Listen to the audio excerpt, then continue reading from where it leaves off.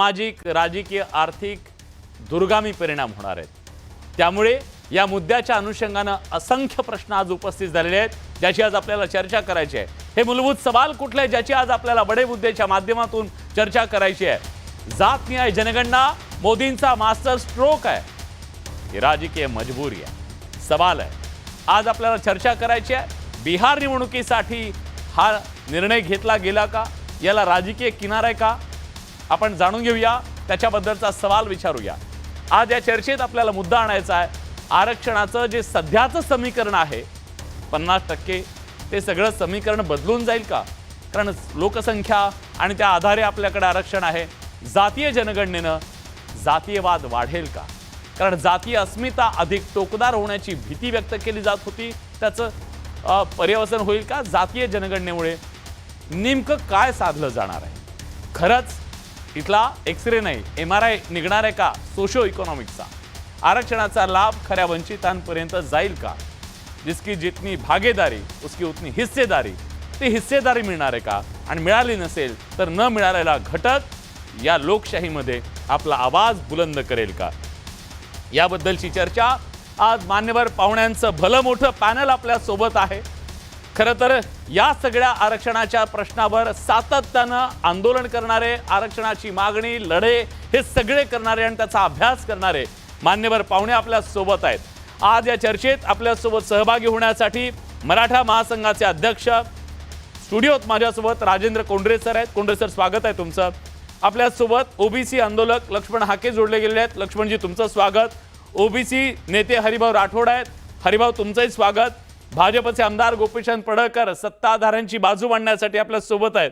आणि राष्ट्रवादी शरदचंद्र पवार पक्षाचे ओबीसी प्रदेशाध्यक्ष राज राजापूरकर या चर्चेत सहभागी झालेले आहेत। दोघांचंही स्वागत।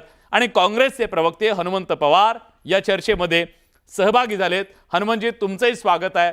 पण या चर्चेला सुरुवात करण्याच्या पूर्वी, काही क्षणाच्या पूर्वीच काँग्रेसचे नेते, देशाचे लोकसभेतले विरोधी पक्ष नेते राहुल गांधींनी या संदर्भात आपली भूमिका मांडली आहे, ते ऐकूया, लगेच चर्चेवर येऊया।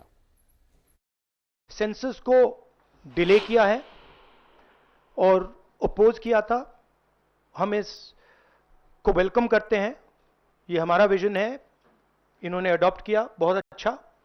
मगर हम चाहते हैं कि हमें डेट्स बताई जाएं, किस दिन तक ये सेंसस होगा। बजट में इसका पैसा आना चाहिए, अभी बजट में पैसा नहीं है। और फिर जो डेवलपमेंटल विजन है वो हमारे सामने प्रेजेंट होना चाहिए। तेलंगाना एक मॉडल बना है कास्ट सेंसस के लिए और वो ब्लूप्रिंट बन सकती है। और कास्ट सेंसस को डिजाइन करने में हमारा पूरा सरकार को ऑफर है, पूरा समर्थन है कि हम डिजाइन करेंगे, क्योंकि डिजाइन बहुत जरूरी है। क्योंकि दो एग्जाम्पल्स हैं, एक बिहार का डिजाइन है, दूसरा तेलंगाना का डिजाइन है, उसमें जमीन आसमान का फर्क है। या चर्चेत सहभागी होण्यासाठी आपल्या सोबत आता गोपीचंद पडळकर आहेत। गोपीचंद, बहुतेक त्यांच्यापर्यंत माझा आवाज पोहोचत नाहीये, मी त्यांच्याकडे जातो। पण लक्ष्मण हाकेंना मला विचारायचं आहे, लक्ष्मणजी, आज हा निर्णय घेतला गेला ज्याची मागणी ओबीसी नेत्यांकडून सातत्यानं केली जात होती, अखेर तो निर्णय झालाय। या सगळ्यातून नेमकं काय साधलं जाईल? का ही जातनिहाय जनगणना गरजेची होती? खरं तर मी शासनाचं हार्दिक असं स्वागत करेन। लेट आहे मगर दुरुस्त आहे असं म्हणता येईल। याच्याही पलीकडे जाऊन या देशभरामध्ये देशाला स्वातंत्र्य मिळाल्यानंतर आमच्या ओबीसी संघटनांची अग्रहक्कानं, अग्रक्रमानं जी मागणी होती ती कास्ट वाईज सेन्सस व्हावा ही मागणी होती।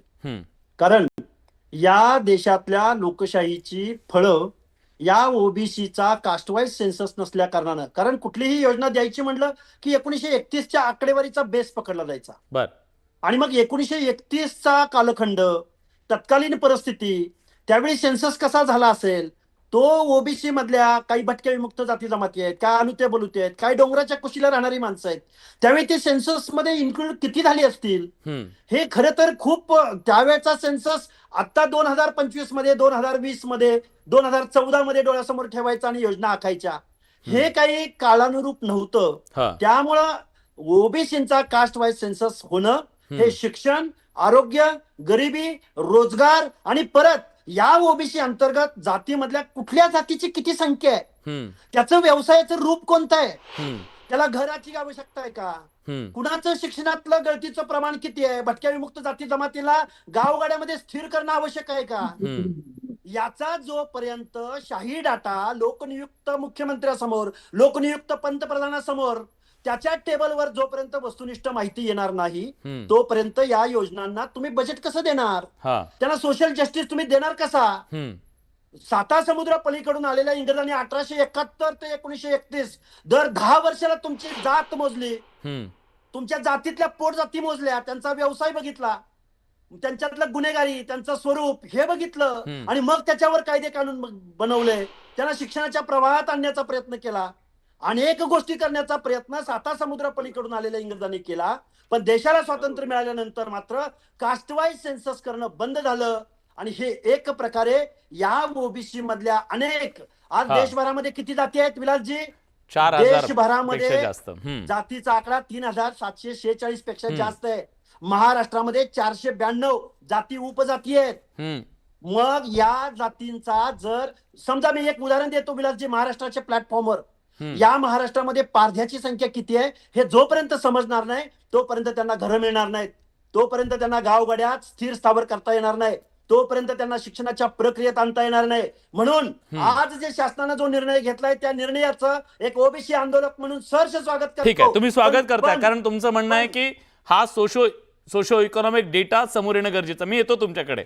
आज पाहुणे जास्त आहेत त्यामुळे सगळ्यांना मला वेळ द्यायचा आहे. आपल्यासोबत गोपीचंद पडळकर जोडले गेलेले आहेत. गोपीचंदजी, तुमच्या निर्णयाचं स्वागत केलं जात आहे. काही जण म्हणतात, तुमच्या पक्षातले लोक म्हणतात हा मास्टर स्ट्रोक आहे मोदीजींचा, पण काही लोक म्हणतात की इथं राजकीय मजबुरी आहे तुमची. तुम्हाला बिहारच्या निवडणुका डोळ्यासमोर होत्या आणि ह्या बिहारच्या निवडणुकीमध्ये तुमचं नुकसान होणार म्हणून तुम्हाला हा मजबुरीपोटी निर्णय घ्यावा लागलाय. हा तुमचा काही मास्टर स्ट्रोक वगैरे काही नाही आहे असं म्हणणं आहे. तुमचं काय म्हणणं आहे?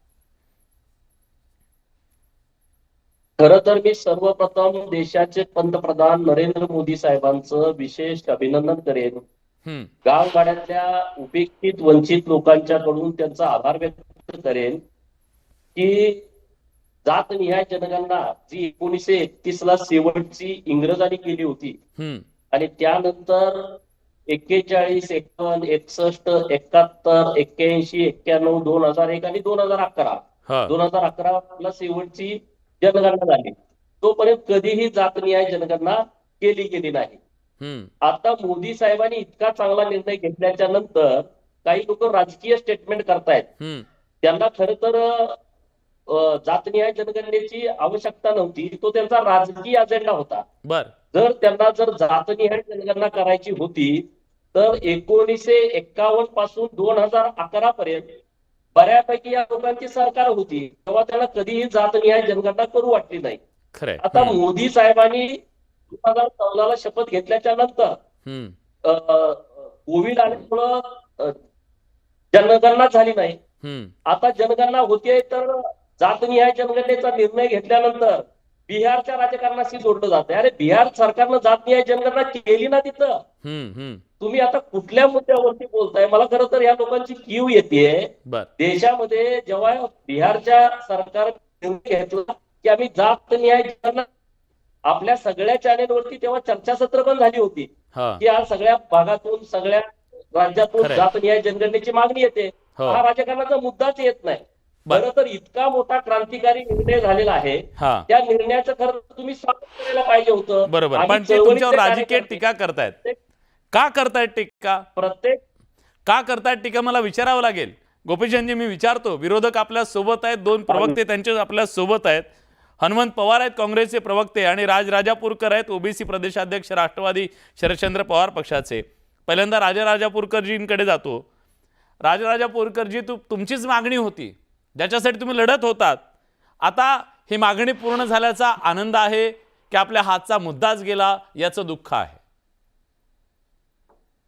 बिलाशी आज मला तुमच्या स्टुडिओमध्ये येता आलं नाही, काही कारणानिमित्त मला स्टुडिओच्या बाहेर आहे. मी लिंक वरती शेअर करतोय. जर स्टुडिओत असलो असतो तर मी एक आनंदाचा पेढा तुमच्या तोंडामध्ये भरवला असता. क्या बात म्हणजे आहे. हा मला मिळाला.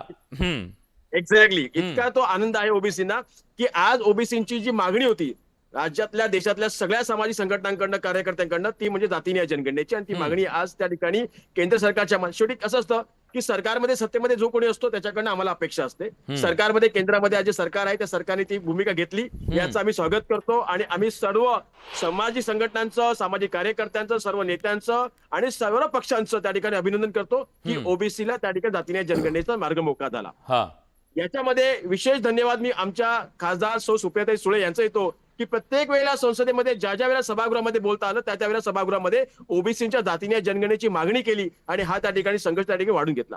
पण यासोबतच मला एक गोष्ट आवर्जून सांगावीशी वाटते की गोपीचंद पडळकर साहेब की नुसतं वर्ष मोजून म्हणजे 51, 57, 61, 81 हे मोजून होणार नाही, तर तुम्हाला सर्वेक्षणामध्ये जातीने जनगणना समाविष्ट करून घेणं आणि त्यासाठी तुम्हाला त्या ठिकाणी घटनेमध्ये त्याला त्याची तरतूद करणं, त्या ठिकाणी त्याची मंजुरी करून घेणं हे देखील महत्वाचं आहे, ज्याच्यातून तुम्हाला खऱ्या अर्थाने आर्थिक, सामाजिक आणि एज्युकेशनल हा जो विकास आपल्याला अपेक्षित आहे ओबीसीचा तो होऊ शकतो.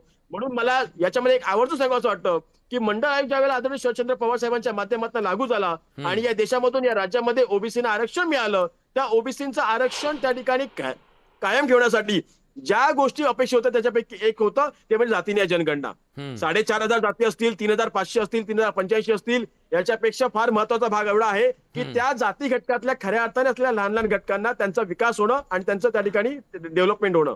पण या सगळ्यासाठी आज एक सांगावं वाटतं तुमच्या या शोच्या माध्यमातून की राज्यामध्ये, देशामध्ये जेवढे पक्ष आहेत आणि त्या पक्षांचे खासदार आहेत, या सर्व पक्षांच्या खासदारांचं एक दिवसाचं अधिवेशन बोलवा.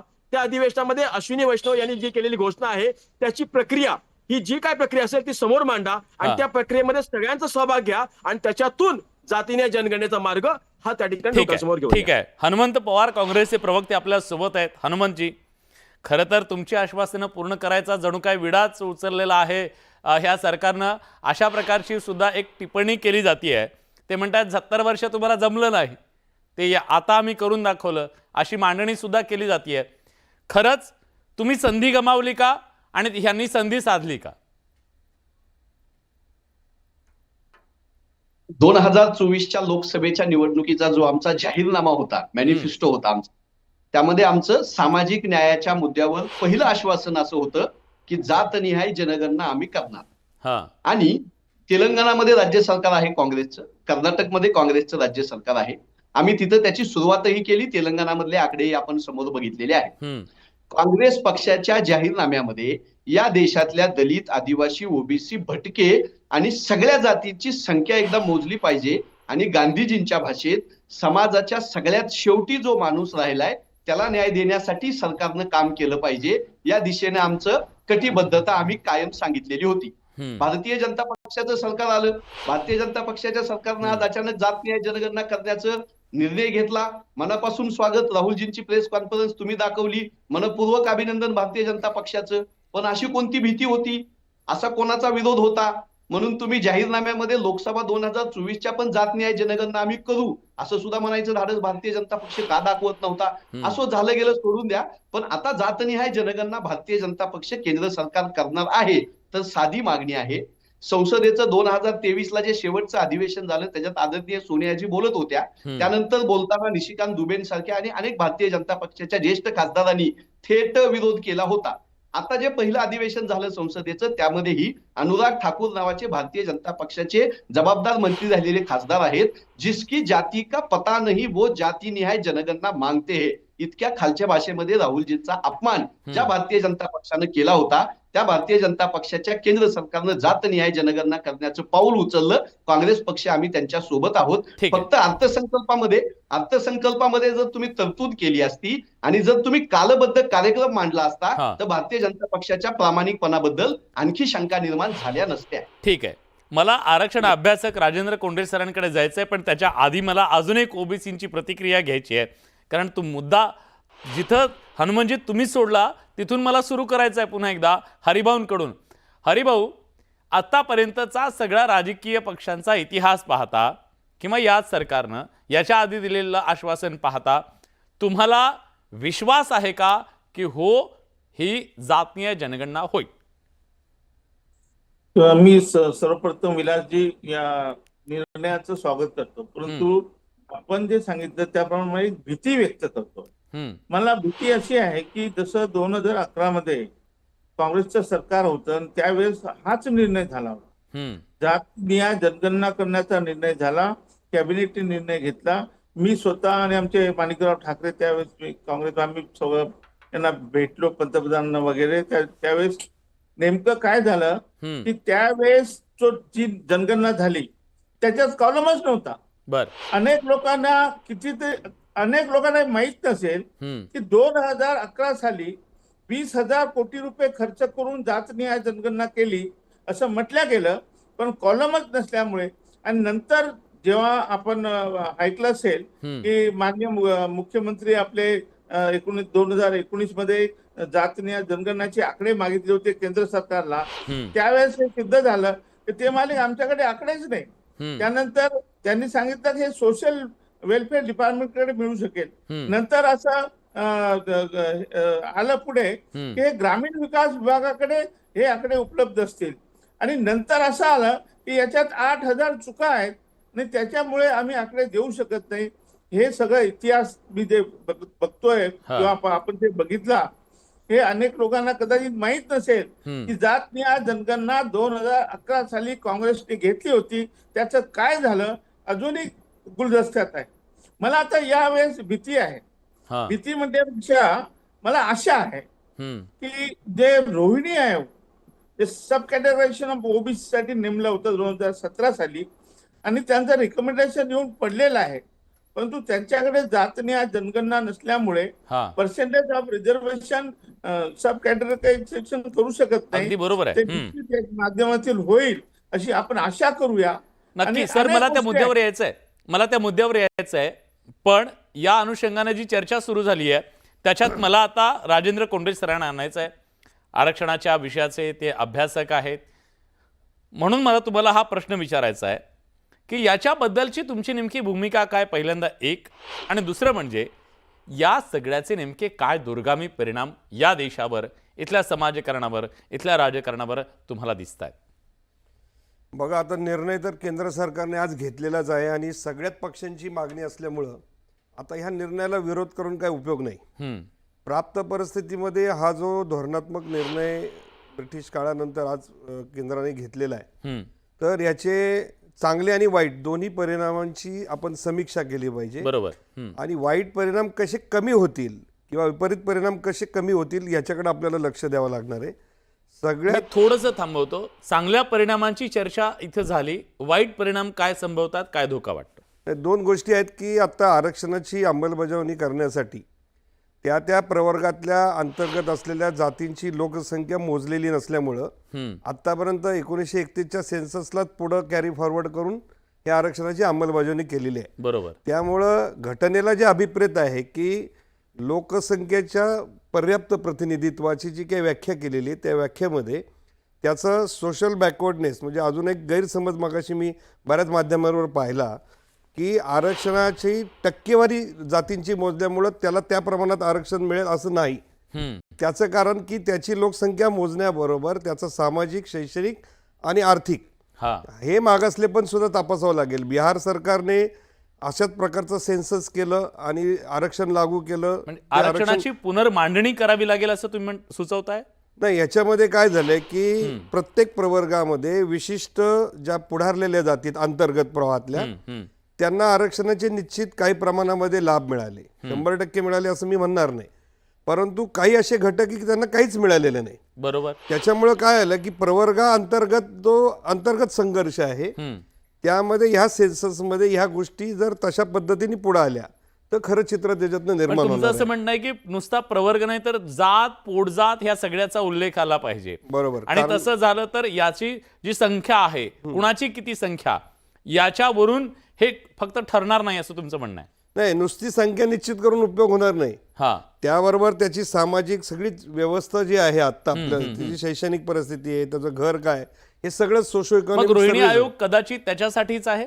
नाही, रोहिणी कमिशन हरिभाऊ राठोड आहेत या ठिकाणी हा की ओबीसी प्रवर्गाचं जे 27% आरक्षण आहे, महाराष्ट्राने अगोदरच देशामध्ये सब कॅटेगरेशन राज्याने केलं आपल्या, हा केंद्रामध्ये ते नसल्यामुळे 27% आरक्षणाचा लाभ विशिष्ट जास्त जाती घेत होत्या आणि काही जातींना काहीच मिळत नव्हतं. म्हणून त्याचं विभाजन करून 4 गट त्या रोहिणी कमिशनने केलेले होते आणि तो अहवाल आता राष्ट्रपतींकडे मंजुरीसाठी गेलेला आहे. ठीक आहे. त्याची अंमलबजावणी झाली तर काय होईल तर त्या ज्यांना आतापर्यंत त्याचं प्रतिनिधित्व मिळेल त्यांच्यासाठी एक वेगळा कप्पा तयार करून त्याची अंमलबजावणी सुरू होईल, म्हणजे प्रतिनिधित्व मिळायला सुरू होईल. हा त्याच्यातला फायदा आहे. ठीक आहे. पण काही वेळापूर्वी आम्ही मनोज जरांगे पाटील यांची मुलाखत घेतली, त्याच्यामध्ये त्यांनी एक भीती व्यक्त केली आहे. तो मुद्दा मला चर्चेत आणायचा आहे. आधी ऐकूया ते काय म्हणाले, नंतर मला त्या मुद्द्याची चर्चा करायची आहे. मनोज जरांगे पाटील काय म्हणाले आधी ऐकूया. आता त्या 450च्या आसपास जाती घातल्यात म्हणजे नुसता आकडा फुगवलाय. आमचा ओबीसी इतका करून गोरगरीब लोकांवरती ज्यांना खरं आरक्षणाची गरज आहे यांच्यावरती अन्याय झाला. फायदा हे होईल तुमच्या म्हणण्यानुसार की दूध का दूध पाणी का पाणी होईल. कोणाचं किती आहे संख्या ही लक्षात येईल आणि आत्तापर्यंत खाल्लंय कसं खाल्लंय हे लोकांच्या समोर उघडं होईल. आता त्याच्यामुळे हे होणं हे गरजेचंच आहे. पण माझं म्हणणं आहे की सरकारनं याच्यावरती विनाकारण खर्च करायची गरज नाही. बाठे आयोग आहे ना त्याच्या शिफारशी लागू करा ना. दूध का दूध पाणी का पाणी होईल कारण याच्यातून खूप आकडे फुगवले गेलेले आहेत. खूप म्हणजे नसणारे सुद्धा दाखवले गेलेत. म्हणजे की ओबीसीची संख्या इतकी फुगून दाखवली गेली जे दूध का दूध पाणी का पाणी झालेलं बरं राहील. आणि हे चांगला निर्णय कारण आमच्यावरती लय अन्याय झाला. यांचा आकडा फुगून दाखवल्यामुळं आम्हाला गोरगरीब लोकांना आरक्षणाची आवश्यकता होती तर मिळालं नाही. कारण जनगणना 1931ला इंग्रजांना केलेली त्या जनगणनेवरतीच आत्तापर्यंत चाललं होतं. पण हे दूध का दूध पाणी का पाणी होईल कोणाची किती हे काय हे उघडं पडल. गोपीचंदजी बोला. भीती ही आहे की ओबीसींचे आकडे वाढवून दाखवले अधिक जाऊ शकतात आणि त्या आकड्यांच्या माध्यमातून आरक्षण खाल्लं गेलेलं आहे आतापर्यंत, अशा प्रकारचा आक्षेप आहे. बघा, मंडल आयोगानं 52% ही ओबीसींची संख्या निश्चित केली. बिहारनं जेव्हा जातनिहाय जनगणना केली त्यामध्ये ओबीसी आणि ईबीसी मिळून 63% गेली. आता आमचं तर म्हणणं असं आहे की आता ही जातनिहाय जनगणना झाल्याच्या नंतर ओबीसींची टक्केवारी वाढू शकते आणि नव्यानं पुन्हा या सगळ्या बाबतीमध्ये सरकारला धोरण निश्चित करता येईल. आरक्षणात जर कमी टक्केवारी दिली असेल तर ती टक्केवारी वाढवता येईल, संधी मोठ्या प्रमाणात देता येईल, राजकीय आरक्षणाची टक्केवारी वाढेल. मी एक उदाहरण सांगतो. 1931ला जी जातनिहाय जनगणना झाली त्यामध्ये मी एका आपल्या समाजाचं उदाहरण सांगतो, धनगर समाजाचं. धनगर समाजाची संख्या 1931च्या जातनिहाय जनगणनेमध्ये 36 लाख आहे आणि आज मी तुमच्या बोलत असताना महाराष्ट्राची लोकसंख्या 12 कोटी जरी धरली तर 3.5% तुम्ही आरक्षण धनगरांना देता. 12 त्रिक 36 आणि 12 पंचे 60 म्हणजे 42 लाखाच तुम्ही आरक्षण देताय. जर 1931ला 36 लाख संख्या असेल तर आता 2025 आहे आणि त्यामुळे आता दूध का दूध पाणी का पाणी होऊन जाईल. ही आकडेवारी 100% बरोबर येईल. कुणावरती अन्याय होणार नाही.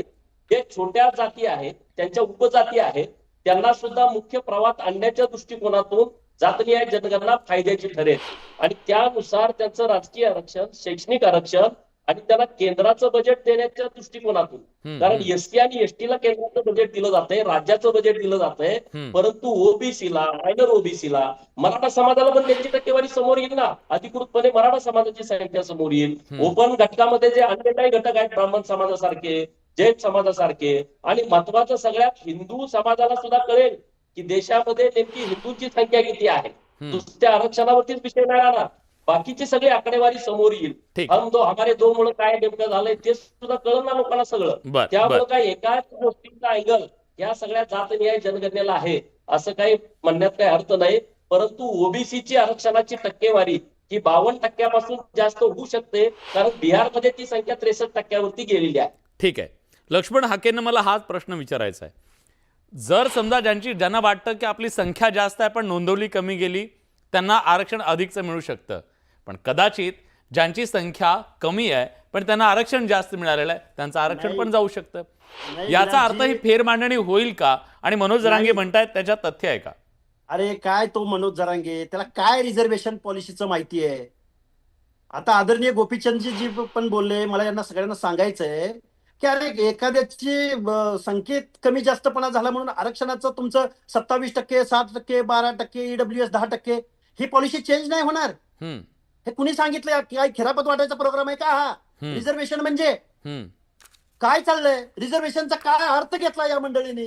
हम्म, अरे reservation is equal to representation, प्रतिनिधित्व आहे, प्रतिनिधित्व.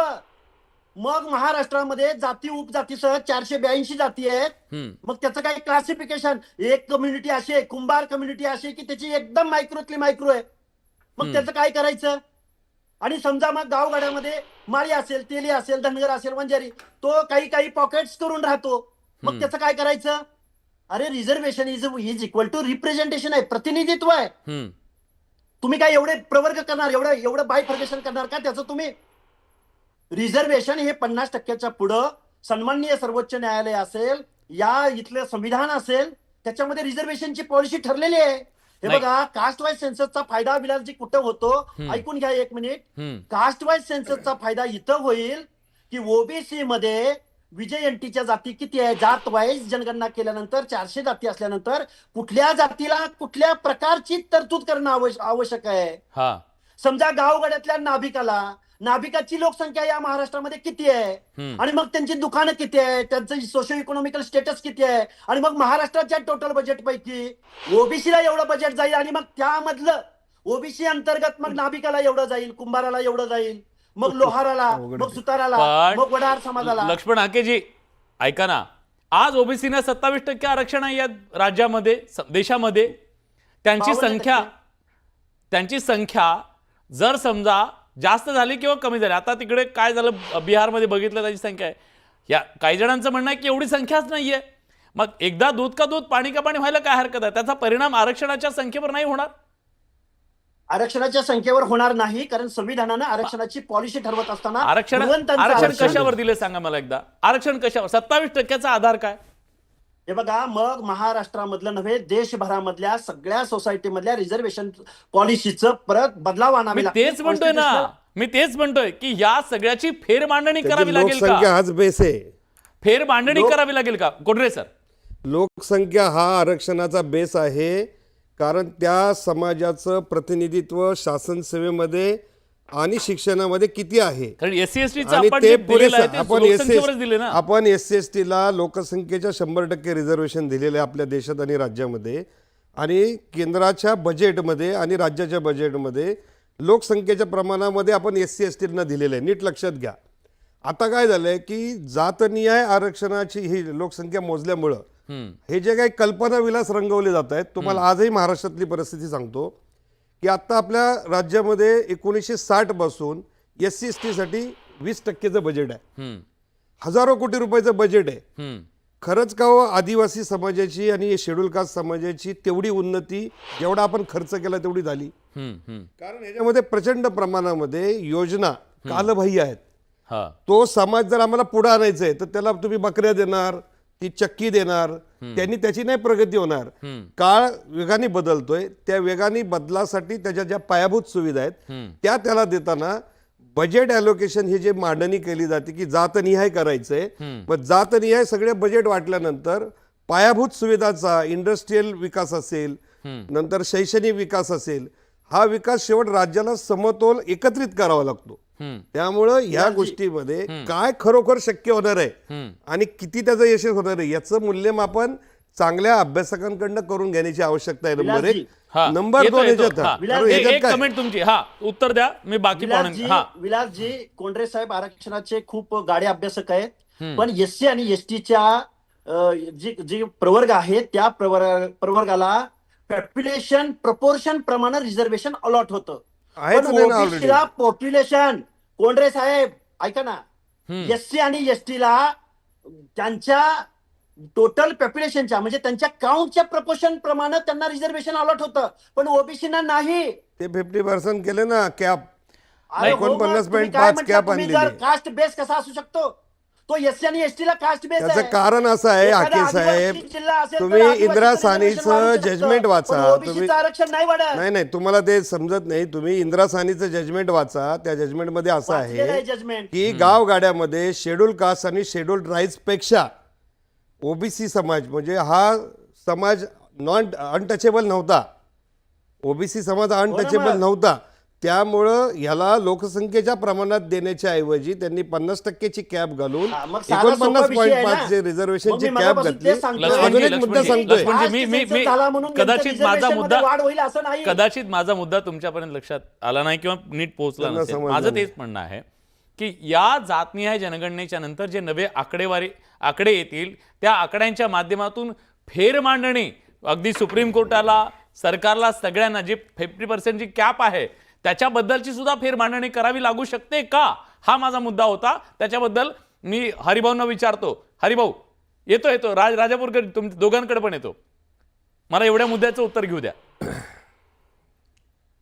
निश्चितपणे ही जी कॅप आहे ती कारण जी लोकसंख्या 27% ठरवली होती ती मंडळ आयोगाच्या शिफारशीप्रमाणे होती आणि ती अंदाजितच होती. ती काही त्यांनी कॅल्क्युलेट केलं नव्हतं आणि म्हणून कॅप घातली होती. आता ज्याची लोकसंख्या जेवढी असेल आणि आज काय आहे महाराष्ट्र देशामध्ये 100% आरक्षण आहे. तर 100% आरक्षण आहे त्याप्रमाणेच आरक्षण असेल. त्यामुळे ही कॅप घालण्याची गरजच नाही. कारण आता ओपनला सुद्धा ईडब्ल्यूएस आरक्षण मिळत आहे. त्यामुळे आता परिस्थिती बदललेली आहे. त्यामुळे ही नवीन रिकॅल्क्युलेशन होईल आणि परत सगळे आरक्षण जे आहे आता मराठ्यांना 10% आरक्षण दिलेलं आहे ते सुद्धा रिकॅल्क्युलेट होईल. ईडब्ल्यूएस ला 10% दिलेलं आहे. पण तू साधारणतः असं म्हटलं जातं की ईडब्ल्यूएस ते 10% नाहीतच, ते 5% लोकांना 10% आरक्षण दिलेलं आहे. हे सगळं बदलणार आहे. बरं, सगळं बदलणार आहे. राजापूरकरजी, एक मुद्दा याच्यामधला, कारण अनेक मुद्दे आहेत त्याच्यातले, सगळ्यांना स्पर्श तरी करण्याचा आपण प्रयत्न करूया. मुद्दा असा आहे की हे जर झालं, जातीय जनगणना झाली तर इथल्या जातीय अस्मिता अधिक टोकदार होतील, जातीचा संघर्ष वाढेल. कोड संख्येनं जास्त आहे त्याची शक्ती किती, जो कमी आहे अल्पसंख्याक आहे याच्यातून एकमेकांच्या बद्दलचा द्वेष वाढेल, संघर्ष वाढेल. अशा प्रकारची मांडणी गेली अनेक वर्ष इथे केली जाते. तुम्हालाही ती भीती वाटते का? मला मुळात असं आहे की तिकडे कोंडरे साहेब आहेत, इथे हरिभाऊ राठोड आहेत, यांनी त्या ठिकाणी चर्चा केली, वेगवेगळ्या तांत्रिक मुद्द्यावरती बोलले. ते हायली एज्युकेटेड आहेत या पर्टिक्युलर क्षेत्रामध्ये, चांगली गोष्ट आहे. पण या सगळ्यामध्ये एक गोष्ट आपण लक्षात ठेवली की जातीमध्ये एक टोकाच्या भूमिका होतील, जातीय एक अस्मिता वाढेल, एक वादाची भूमिका घेईल. यापेक्षा हा विचार आपण केला पाहिजे की आज पण गाववाड्यामध्ये, वाड्या वस्तीमध्ये अनेक छोट्या घटकातील लोक जे आहेत त्यांचा आज पण त्या ठिकाणी विकास होत नाही, त्यांचा उद्धार होत नाहीये. का होत नाहीये? कारण की त्यांच्यापर्यंत जी सरकारची जी योजना असते, शासनाची जी योजना असते ती त्या शेवटच्या व्यक्तीपर्यंत पोहोचली पाहिजे, ती पोहोचत नाहीये. हे का होतं? कारण त्यांची आकडेवारी निश्चित होत नाहीये. आणि ही आकडेवारी निश्चित करण्याचं जे काम आहे, जे धोरण आहे ते सरकारने करायचं असतं, सरकारने हातामध्ये घ्यायचं असतं. राज्य शासनाने किती जरी ही भूमिका घेतली तरी त्याला कोर्टामध्ये चॅलेंज होतं, सुप्रीम कोर्टामध्ये चॅलेंज होतं, किंवा त्या ठिकाणी केंद्र सरकारकडनं याच्यावरती आडमुठी येऊ शकते. मग अशा वेळेला सरकारने घेतलेल्या भूमिकेचं मी तर सगळ्यात अगोदर समर्थन करतो की ही भूमिका योग्य आहे, रास्त आहे. पण या भूमिकेच्या पाठीमागे मला कुठेतरी माझ्या मनामध्ये शंका पण निर्माण होते, ती अशी की कुठेतरी केंद्र सरकारला राज्य सरकारच्या जे अधिकार आहेत त्याच्यावरती घालायचं आहे का? मला असं बघायचं आहे की बिहारमध्ये काय घडलं, तामिळनाडूमध्ये काय घडलं, यांनी 50%च्या वर जाऊन आरक्षणाची भूमिका घेण्याचा त्या ठिकाणी सरकारने, म्हणजे राज्य सरकारने निर्णय घेतला. आता यांचे हे जे निर्णय आहेत हे कुठेतरी केंद्र सरकारला भारी पडायला लागले. त्याच्यामुळे कुठेतरी त्या ठिकाणी केंद्राच्या राजकारणावरती मोठा त्या ठिकाणी फरक पडायला लागला, याचा गंभीर परिणाम दिसायला लागले, दुष्परिणाम दिसायला लागले. आणि हेच अधिकार कुठेतरी संपवायचा आहे की काय? म्हणून स्टॅलिनने पण त्या ठिकाणी तुम्ही पाहिलं असेल तामिळनाडूमध्ये 3 सदस्यांची समिती नेमलेली आहे न्यायमूर्ती जोसेफ साहेबांच्या अंडर. आणि त्या ठिकाणी केंद्राचे किती अधिकार, केंद्राचा आपल्या राज्यावरती हस्तक्षेप करण्याचा अधिकार किती असेल याच्यावरती त्या ठिकाणी भूमिका घेण्याचा भाग घेतला. सांगायची गोष्ट अशी आहे की केंद्राला कुठेतरी त्या ठिकाणी राज्यामध्ये हस्तक्षेप करायचा आहे आणि म्हणजे तुम्हाला संशय आहे निर्णयाच्या मागे पॉलिटिकल संशय आहे. आणि कुठेतरी हा संशय बिहारच्या निवडणुकीकडे झालेला आहे, पॉलिटिकल मोटिव्ह तुम्हाला दिसतोय. हनुमानजी तुमची कमेंट नंतर सत्ताधाऱ्यांना विचारतो. हनुमानजी प्लीज. मुद्दा 50% आरक्षणाच्या मर्यादेचा निघाला, कोंडरे साहेबांनी काढला, तो हाके साहेबांनी काढला, म्हणून मला इंटरप्रिट करावं वाटलं की काँग्रेसनं जे लोकसभेमध्ये न्यायपत्र दिलं होतं त्याची जी पहिली मागणी होती ती मागणी होती की आम्ही जातनिहाय जनगणना करणार. आता सरकारनं कॅबिनेटमध्ये हा निर्णय घोषित केलाय. लक्षात घ्या, संसदेमध्ये अधिवेशनामध्ये चर्चा करायचं धाडच नाही दाखवलं. ज्या वेळेस काँग्रेसनं, समाजवादी पक्षानं, राष्ट्रीय जनता दलानं जातीनिहाय जनगणनेची चर्चेची मागणी केली त्यावेळेस ती सपशेलपणे विरोध करून हाणून पाडण्यात आली. पण अचानक कॅबिनेटमध्ये इतका मोठा महाराष्ट्राच्या देशाच्या सामाजिक न्यायावर परिणाम करेल, एकूण आरक्षणाच्या धोरणाची पुनर्मांडणी होईल, इतका महत्वाचा निर्णय कॅबिनेटमध्ये बसून घेत आहे. संसदेला का सामोरे जात नाही? एक्झॅक्टली तुम्ही संसदेमध्ये सगळ्या पक्षांची मागणी होती, त्यांच्या सगळ्या प्रतिनिधींना घेऊन एक पण अधिवेशन हनुमंजे एक मुद्दा असा हनुमंजे एक मुद्दा असा आहे ना, आता हरिभाऊनी सांगितलं की तुमचं जेव्हा सरकार होतं 2011च्या वेळेस तुम्ही निर्णय घेतला पण तुम्ही अंमलबजावणी केली नाही, गोंधळ घातला, आकडे मिळू शकले नाही, हे सांगितलं ना त्यांनी. हा विलासजी मला बोलायचं आहे, मला बोलायचं आहे काँग्रेसच्या मी उत्तर घेतो, येतो तुमच्याकडे उत्तर घेतो. हनुमंतजी प्लीज. विलासजी, सामाजिक आणि आर्थिक जनगणना झाली पाहिजे हा आग्रह होता आणि तोच निर्णय होता 2011च्या कॅबिनेटचा. पण 2011ची जातनिहाय जनगणना झाल्यानंतरच 1.5 वर्ष त्याच्यामध्ये गेलं जातनिहाय जनगणनेची प्रोसेस व्हायला. त्याच्यासाठीची आर्थिक तरतूद, त्याच्यासाठीचा संसदेमध्ये लोकसभेमध्ये झालेला निर्णय, कॅबिनेटमध्ये नव्हे, हे सगळं झाल्यानंतर 2014ला सरकार आल्यानंतर ते आकडे घोषित करायला केंद्र सरकारला कुणी अडवलं होतं? जे काही असतील आकडे खरे खोटे, काँग्रेसनं पाप केलं असेल, पुण्य केलं असेल, येऊ द्यायचं ना समोर. सुप्रीम कोर्टामध्ये केंद्र सरकारनं लिहून दिलं आम्ही आकडे देणार नाही. ठीक आहे, लक्ष्मण हाकेजीने विचारतो, बहुतेक त्यांना मान्य नाहीये.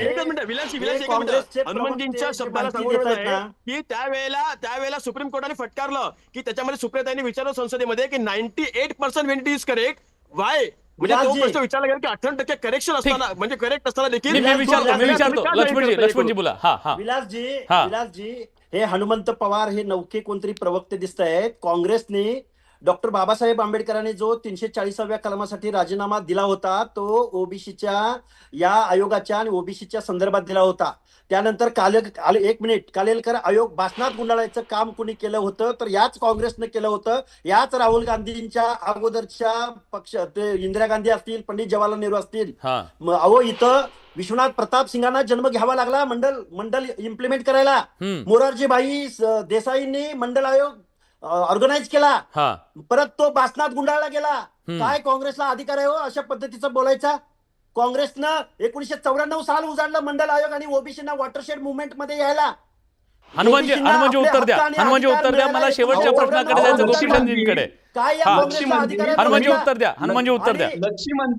लक्ष्मणजी, तुम्ही ज्यांच्या निर्णयाची आज तळी उचलत आहात, भलामण करत आहात, त्यांनी मंडल आयोग लागू करू नये म्हणून आत्मदहन केलं होतं, जाळपोळ केली होती, सरकारं पाडली होती, त्यांची भलामण करताय तुम्ही. ज्यावेळेस संविधानामध्ये एसटी आरक्षण लागू केलं त्यावेळेस बाबासाहेब आंबेडकरांचे पुतळे जायचं काम ज्यांनी केलं होतं त्यांची भलामण करताय आणि इतिहासामध्ये जाताय.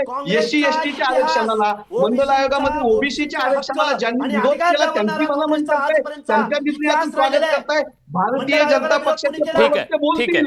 काँग्रेसला प्रश्न विचारताना ज्यावेळेस संविधान लागू होत होतं ते संविधान एक जण बोलूया आपण.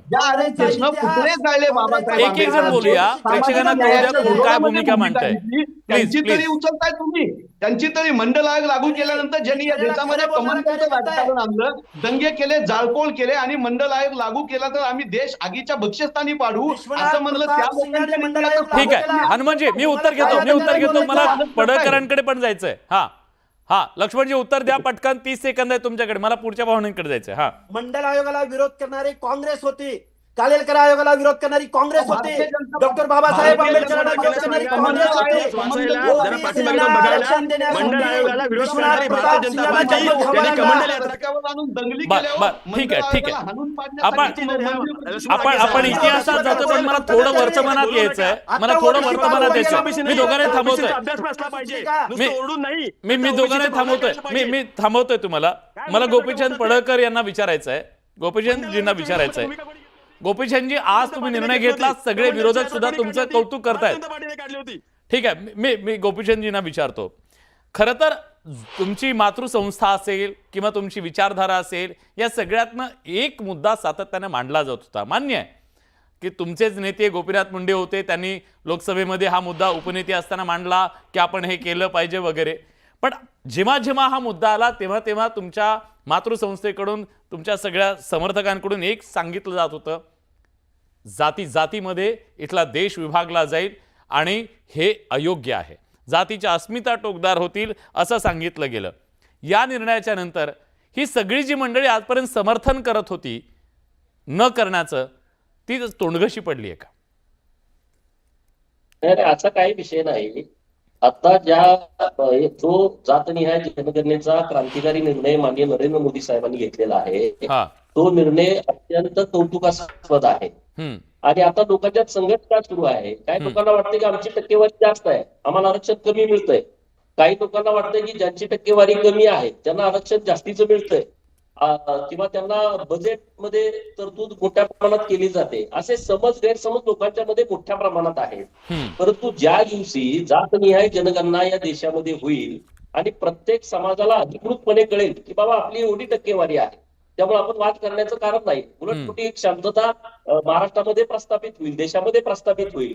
आणि जे कोणी संख्या जास्त दाखवली आहे त्या लोकांच्या पण लक्षात येईल ना. सामाजिक निर्णय घेताना देशाच्या संसदेमध्ये एक दिवसाचं संसदीय अधिवेशन का बोलवत नाही तुम्ही? अरे राजापूरकर घेतलाय ना निर्णय. घेतल्याच्या नंतर तुम्ही कालपर्यंत म्हणत होता की जातनिहाय जनगणना केली पाहिजे. आज केंद्र सरकारनं निर्णय घेतला जातनिहाय जनगणनेचा मातुळासारखी तुम्ही भूमिका. अरे केंद्रानं निर्णय केला, ते केंद्र बघून घेतला कशा पद्धतीनं करायचं. अंमलबजावणी करणं, जातनिहाय जनगणना करणं, केंद्रामध्ये थोडी धमक आहे ना. तुम्ही 2 टप्प्यामध्ये बोलू नका. माननीय मोदी साहेबांनी जी भूमिका घेतलेली आहे, त्यांनी काय घ्यायचा काय करायचा ते ठरवतील, संविधानाच्या चौकटीमध्ये बसून ठरवतील. तुम्हाला जातनिहाय अश्विनी वैष्णवांचा एकट्याचा निर्णय नाही ना. अश्विनी वैष्णवांचा निर्णय कॅबिनेटचा आहे ना, आज काय करताय? आहे. आणि म्हणून मी म्हणतो की आता राजकारण करू नका. सामाजिक संघटना, सामाजिक पक्ष, राजकीय पक्षांना एकत्र घेऊन हा निर्णय घ्या. लोकसभेत हा निर्णय घ्या. ठीक आहे. माझा वेळ संपलाय, मी दोघांनाही थांबवतोय. पंडित जवाहरलाल नेहरूंच्या पासून राहुल गांधींच्या पर्यंत तुमची भूमिका ही आरक्षणाच्या विरोधामध्ये राहील. ठीक आहे, माझा वेळ संपला. शेवटची कमेंट घेणार आहे मी कोंडरे सरांकडून. कोंडरे सर, या जातनिहाय जनगणनेच्या माध्यमातून जे आरक्षणाचे लढे आहेत ते थांबतील की वाढतील? आरक्षणाच्या लढ्याला जी लोकसंख्येचा निकष महत्वाचा जो होता सर्वोच्च न्यायालयाला जो अपेक्षित, तेवढा ह्याच्यातनं निश्चितपणे प्राप्त होईल. काही सामाजिक परिस्थिती मिळते, हा एक भाग आहे.